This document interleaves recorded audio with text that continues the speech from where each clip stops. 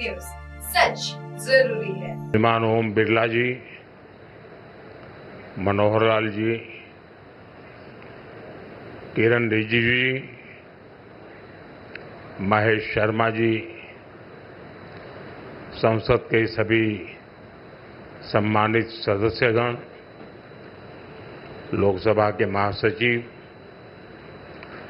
देवी और सज्जनों, अभी कुछ ही दिन पहले मैंने कर्तव्य पथ पर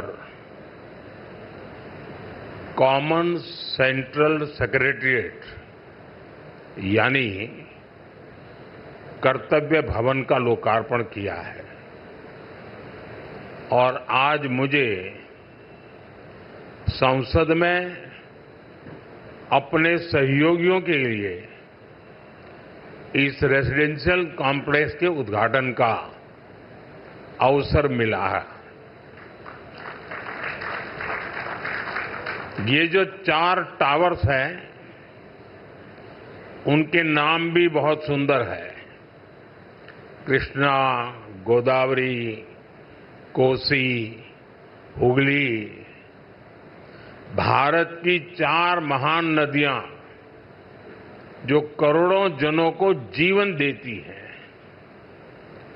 अब उनकी प्रेरणा से हमारे जनप्रतिनिधियों के जीवन में भी आनंद की नई धारा बहेगी। कुछ लोगों को परेशानी भी होगी। कोसी नदी देख रखा है नाम, तो उनको कोसी नदी नहीं दिखेगी, उनको बिहार का चुनाव नजर आएगा। तो ऐसे छोटे मन के लोग जो होते हैं, उनकी परेशानियों के बीच भी मैं जरूर कहूंगा कि नदियों के नामों की परंपरा देश की एकता के सूत्र में हमें बांधती है। दिल्ली में हमारे सांसदों का ईज ऑफ लिविंग बढ़े, हमारे सांसदों के लिए दिल्ली में उपलब्ध सरकारी घर की संख्या अब और ज्यादा हो जाएगी। मैं सभी सांसदों को बधाई देता हूं। मेन फ्लैट्स के निर्माण से जुड़े सभी इंजीनियर्स और श्रमिक साथियों का भी अभिनंदन करता हूं, जिन्होंने मेहनत और लगन से ये काम पूरा किया है। साथियों, हमारे सांसद साथी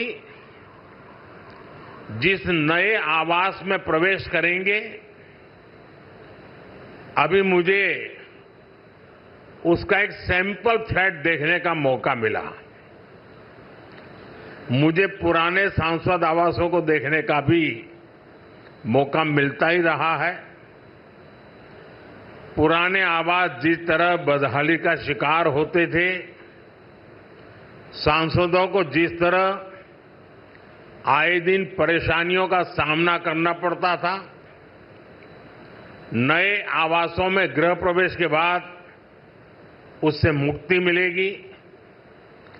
सांसद साथी अपनी समस्याओं से मुक्त रहेंगे तो वो अपना समय और अपनी ऊर्जा और बेहतर तरीके से जनता की समस्याओं के समाधान में लगा पाएंगे। साथियों, आप सभी जानते हैं, दिल्ली में पहली बार जीत कर आए सांसदों को घर अलॉट करवाने में कितनी कठिनाई आती थी। नए भवनों से ये परेशानी भी दूर होगी। एक मल्टी स्टोरी बिल्डिंग्स में 180 से ज्यादा सांसद एक साथ रहेंगे। साथ ही इन नए आवासों का एक बड़ा आर्थिक पक्ष भी है। अभी कर्तव्य भवन के लोकार्पण पर ही मैंने बताया था, अनेक मंत्रालय जिन किराए की बिल्डिंग में चल रहे थे, उनका किराया ही करीब 1,500 करोड़ रुपए साल भर होता था। ये देश के पैसे की सीधी बर्बादी थी।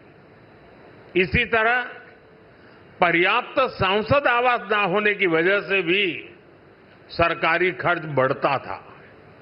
आप कल्पना कर सकते हैं, सांसद आवास की कमी होने के बावजूद 2004 से लेकर 2014 तक लोकसभा सांसदों के लिए एक भी नए आवास का निर्माण नहीं हुआ था।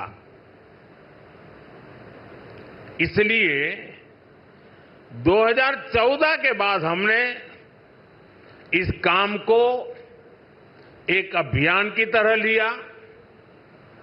2014 से अब तक इन फ्लैट्स को मिलाकर करीब 350 सांसद आवास बनाए गए हैं।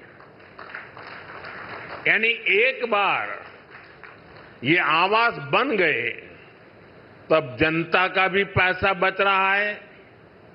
साथियों, 21वीं सदी का भारत जितना विकसित होने के लिए अधीर है, उतना ही संवेदनशील भी है। आज देश कर्तव्य पथ और कर्तव्य भवन का निर्माण करता है तो करोड़ों देशवासियों तक पाइप से पानी पहुंचाने का अपना कर्तव्य भी निभाता है। आज देश अपने सांसदों के लिए नए घर का इंतजार पूरा करता है तो पीएम आवास योजना के जरिए 4 करोड़ गरीबों का गृह प्रवेश भी करवाता है।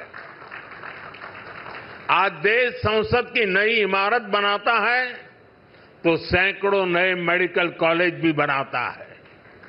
इन सब का लाभ हर वर्ग, हर समाज को हो रहा है। साथियों, मुझे खुशी है कि नए सांसद आवासों में सस्टेनेबल डेवलपमेंट, इसका भी विशेष ध्यान रखा गया है। ये भी देश के प्रो एनवायरमेंट और प्रो फ्यूचर सेफ इनिशिएटिव का ही हिस्सा है।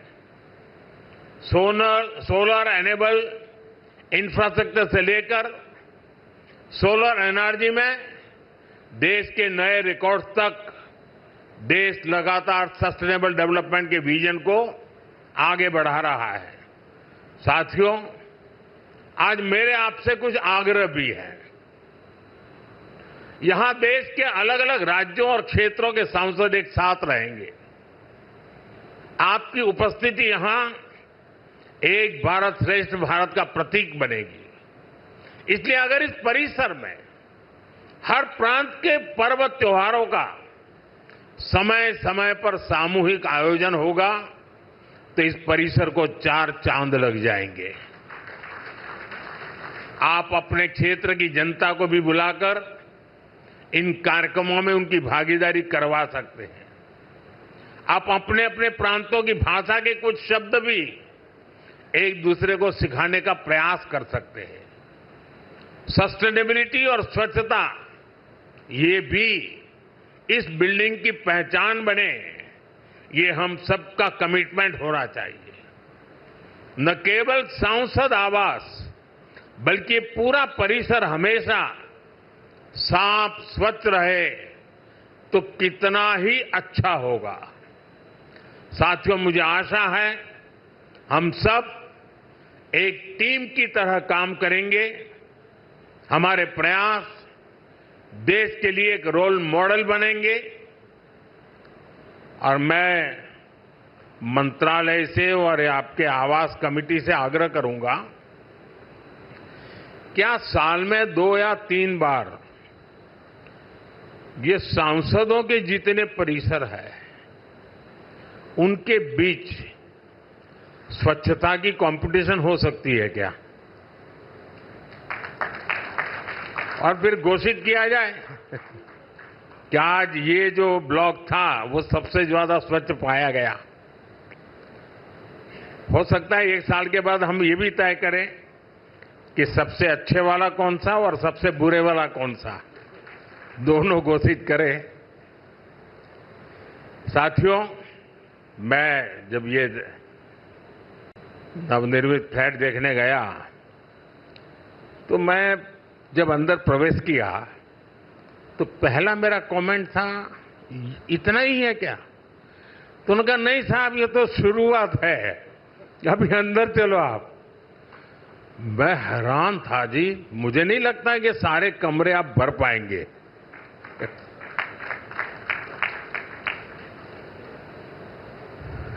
काफी बड़े हैं। मैं आशा करूंगा इन सबका सदुपयोग हो। आपके व्यक्तिगत जीवन में, आपके परिवार जीवन में ये नए आवास भी एक आशीर्वाद बने। मेरी बहुत बहुत शुभकामनाएं हैं। धन्यवाद। बहुत बहुत धन्यवाद माननीय प्रधानमंत्री जी। और साथ ही आप अभी कुछ ही दिन पहले मैंने कर्तव्य पथ पर कॉमन सेंट्रल सेक्रेटेरिएट यानी कर्तव्य भवन का लोकार्पण। हाय हेलो नमस्कार, मैं हूं पंकज विष्णु और आप देख रहे हैं MNS न्यूज। आप देख रहे हैं MNS न्यूज, सच जरूरी।